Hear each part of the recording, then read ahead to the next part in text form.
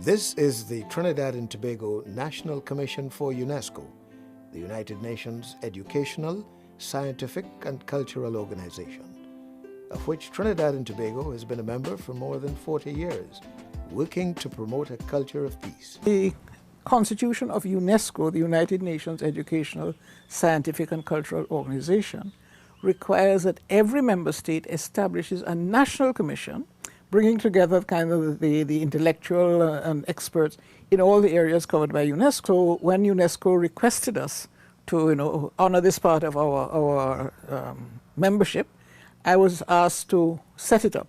I was then in the Foreign Service, so I came over and established the first National Commission for UNESCO. The National Commission requires that you bring together, as I say, the enormous expertise in all these areas available within your own country.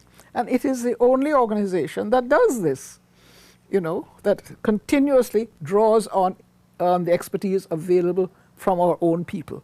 And through that, they're able to make not only recommendations to the government, but to run projects themselves with a little help from UNESCO.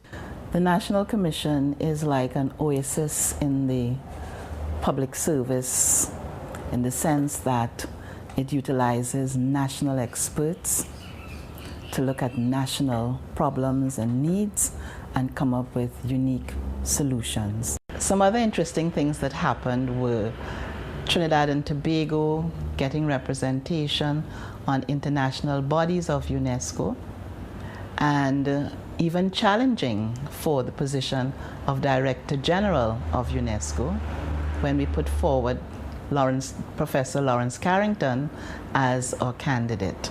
Yeah, we managed also to have a very interesting campaign in 1999 when I was proposed by the government of Trinidad and Tobago as a candidate, or endorsed rather, as a candidate for the position of Director General of UNESCO. That was a very exciting period because we became engaged in the international back and forth of negotiating with various countries for support for the candidature.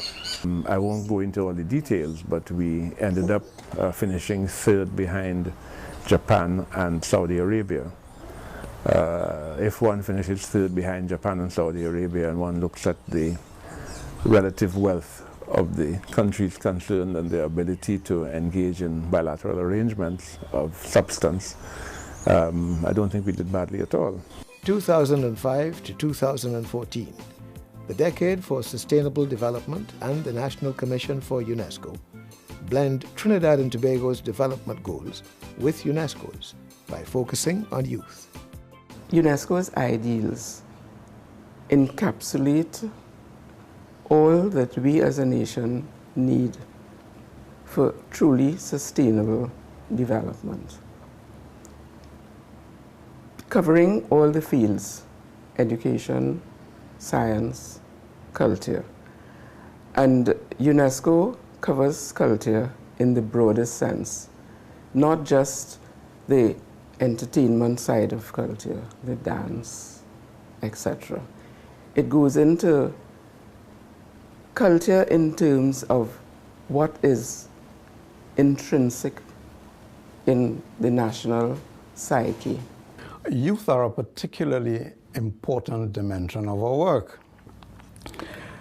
In fact, I myself see it from the perspective that says, as does the UNESCO mandate, that since it is in the minds of men that wars begin, it is in the minds of men that the defenses of peace must be built.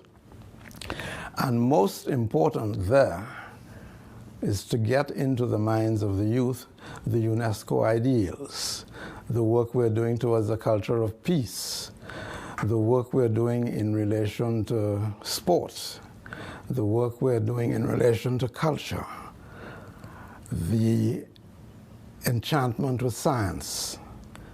And of course, education is the largest program within UNESCO's overall program and budget, and we seek to have that brought home in many ways. One of our strategic priorities is to raise the sustainable development agenda in our nation anything we do, we must think of the future and future generations. So that is why we're talking sustainable development in every walk of life. While much of the work of the National Commission seems to be the best kept secret in Trinidad and Tobago, its work is well regarded, regionally and internationally. First time I came to Trinidad working for UNESCO was in 1975. And I have known the National Commission or officers from the National Commission and the activities of the National Commission since then. And I was always impressed with the dynamism that the officers that I knew exhibited whenever I encountered them. Now, I have been in the region. I've served as director of our office, cluster office for the Caribbean for 4 years. And in those 4 years, I have seen that the Trinidad and Tobago National Commission for UNESCO is really one of the most dynamic in the region. I can cite, if I would say, about four dynamic NatComs, or National Commissions for UNESCO, and the Trinidad and Tobago one is really one of, the leading ones. And in that regard, they have actually played a very, very key, significant role in implementing UNESCO's programs, not only in Trinidad and Tobago, but in the region. One, in terms of functioning in the Caribbean, when years ago I used to be the representative in Jamaica, what was very interesting is the way the national commissions collaborated with the CARICOM Secretariat to present a Caribbean profile to UNESCO internationally.